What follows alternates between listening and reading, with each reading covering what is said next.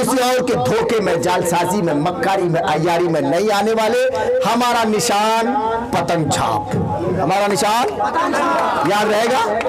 धूप बड़ी तेज है, धूप बड़ी तेज है, गर्मी का आलम है, आप लोग ज्यादा पसीना हो रहा है, हमारे ऊपर कुछ तो साया है। चलिए आज नहीं लगता, चलिए चलिए सुभान अल्लाह। आज के बाद से कोई ऐसा काम आप न करें जिसकी वजह से MIM बदनाम हो जाए। कोई ऐसी गलती न हो जो लोग ये कहें कि MIM का आदमी ये गलती कर रहा है। समझ रहे हैं आप मेरी बात।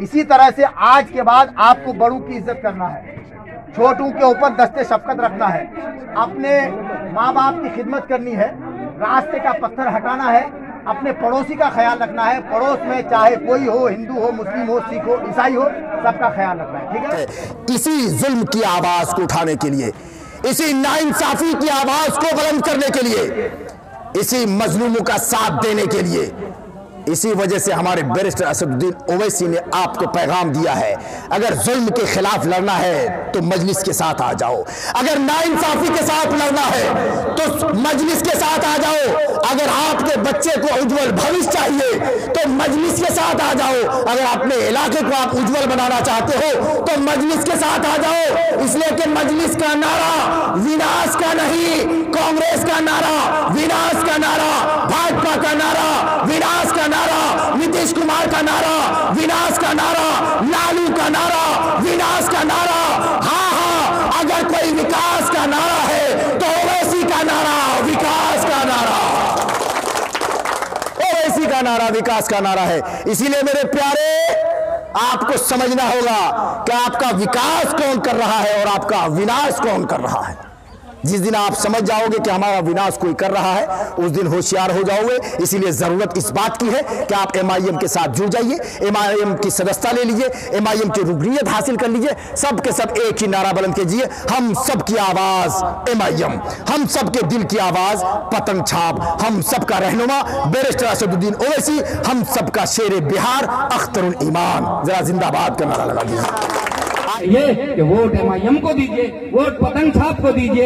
ए मेरे अब्बू जान, ए हमारी अम्मी जान, ए हमारी बीवी, ए हमारी बहन, ऐसा है कि अगर आप MIM को वोट देंगे तो आपका बच्चा यहीं पर काम करेगा, आपकी बीमारी में दवा ला करके अपने हाथ से देगा, आपकी आयादत कुर्सी करेगा। अगर खुदा न खास्ता दुनिया छोड़ के एक दिन जाना पड़ा तो मरने के वक्त में आपको पानी नसीब होगा अपने बच्चे के हाथ का। अगर MIM को वोट देंगे तो आपके यहाँ रोजगार के मौके फराम होंगे, यहाँ की सारी बदहाली दूर होगी। करेंगे ना भाई इंशाल्लाह। तो बदल डालो जमाने का निजाम, मुंतशिर हो तो मरो, शोर क्यों मचाते हो। आज हम लोग इसको उसको देखिए, जान जाइए कि JDU और BJP दोनों एक है। तीर और कमल, कमल का ही तीर है जो आपके कलीजे को छेद करेगा। कभी ये मुगालते में नहीं रहिएगा, कभी ये धोखे में नहीं रहिएगा। BJP, JDU, RJD, कांग्रेस सभी एक ही थाली के चट्टे बट्टे हैं। सारे लोग नाइंसाफ है, सारे लोग गद्दार हैं, सारे लोग ने सीमांचल के साथ गद्दारी किया है। और हक और इंसाफ के लिए अगर कोई लड़ने वाली पार्टी है तो मजलिस इत्तेहादुल मुस्लिमीन है, बैरिस्टर असदुद्दीन ओवैसी साहब की पार्टी है, अख्तरुल ईमान साहब की पार्टी है। अगर आपकी हिमायत मजलिस इत्तेहादुल मुस्लिमीन के साथ होगी तो इंशाअल्लाह अज़ीज यहाँ की तकदीर और तस्वीर बदलेगी। क्या आप लोग साथ देंगे ना भाई? हाथ उठाइए। कौन कौन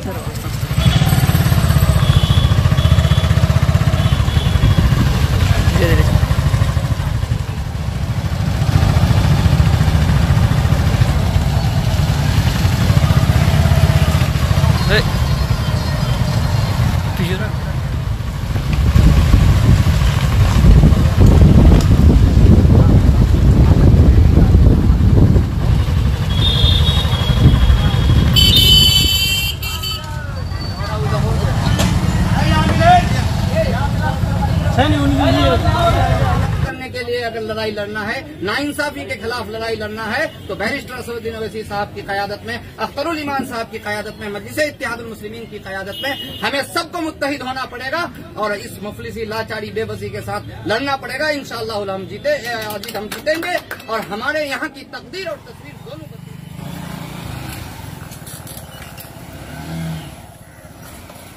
न नीतीश कुमार के पास विकास का कोई एजेंडा था, न विकास वो दिखा पाया, न कांग्रेस ने 40 साल में विकास दिखा पाया, न RJD ने 15 साल में विकास दिखा पाया।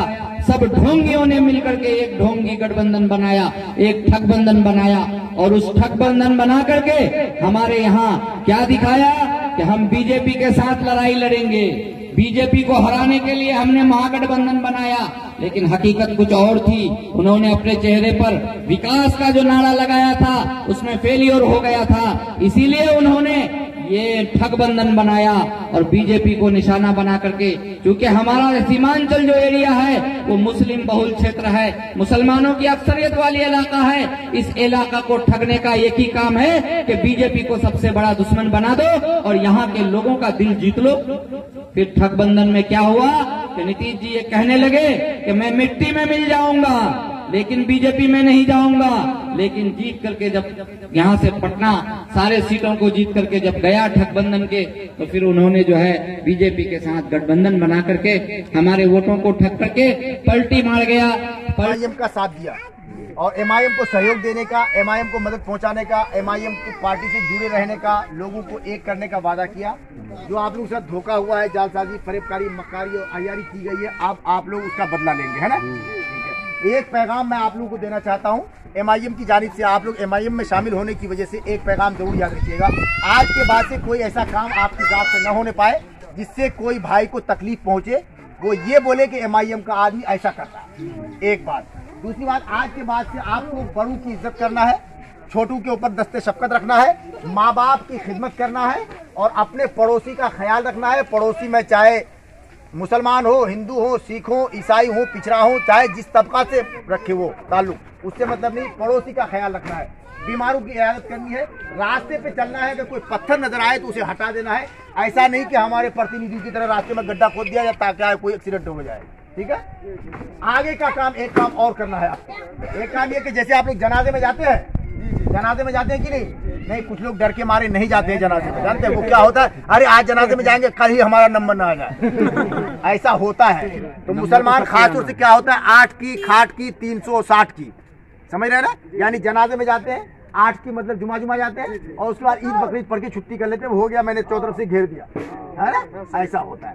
मगर एक चीज मैं आपको बता दूं, जब आप जनाजे में जाते हैं एक चीज का ध्यान रखें, आप लोग गाड़ियों को रोड पे जाम कर देते हैं, जिससे आने जाने वाले को बड़ी तकलीफ होती है, बड़ी परेशानी होती है। हो सकता है कोई एम्बुलेंस जा रही हो और जिसको हॉस्पिटल जाना हो और कोई भाई आपका बीमार हो और आपकी गाड़ी वहां रहने की वजह से अगर वो एम्बुलेंस, वो बीमार अगर हॉस्पिटल तक न पहुंच पाए और उसकी मौत हो जाए, तो उस मौत के जिम्मेदार आप भी होंगे।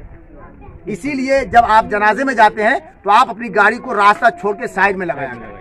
ये बातें याद रहेंगी, याद रहेंगी, ठीक है। इन्हीं बातों के साथ अब आप लोग एमआईएम के जो एक गुलाब का पेड़ है, एमआईएम एक गुलाब का पेड़ है और उस पेड़ की आप सब के सब, हम सब के सब एक एक टहनी हो गए। क्या? एक एक टहनी हो गए, एक एक फूल हो गए। अब इस फूल से एक ऐसी खुशबू खिलनी चाहिए, एक ऐसी खुशबू निकलनी चाहिए जिसकी खुशबू से पूरा भारत मुअत्तर हो जाना चाहिए, इंशाअल्लाह। ठीक है, चलिए। एमआईएम जिंदाबाद, इमाम साहब जिंदाबाद, हमारा अमोर विधानसभा जिंदाबाद, यहाँ की जनता जिंदाबाद, बेंदो की जनता जिंदाबाद, मचकला की जनता जिंदाबाद। ठीक, बहुत शुक्रिया, बहुत बहुत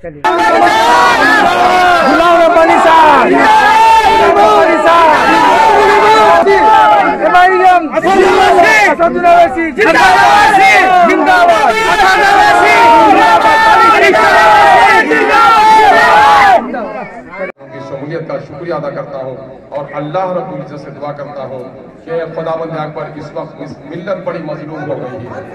कहीं हमें दाढ़ी के नाम पर मारा जा रहा है, कहीं हमें टोपी के नाम पर मारा जा रहा है, कहीं हमें दस्तरखान के नाम पर मारा जा रहा है। मुनाफिकों के बच्चे आज हमारा वोट लेकर हमारे खिलाफ कानून बनवा रहे हैं, हमारी बेटियों के निकाह और तलाक के कानून बदले जा रहे हैं। हमारा बच्चा स्कूल में जाकर अपना नाम बताने में घबरा रहा है, हमारा बच्चा दिल्ली और पंजाब में जाता है तो अपना सही नाम नहीं बता पाता है। ऐ खुदा मेरी कौम में गैरत पैदा कर दे कि मेरे कौम के लोग भूखे रह सकते हैं लेकिन किसी मुनाफिक के हाथ में हाथ कभी नहीं डाल सकते हैं। जो काफी हमारे बच्चा अल्हम्दुलिल्लाह रब्बिल आलमीन। खात्मा हो जाए, इधर आइए।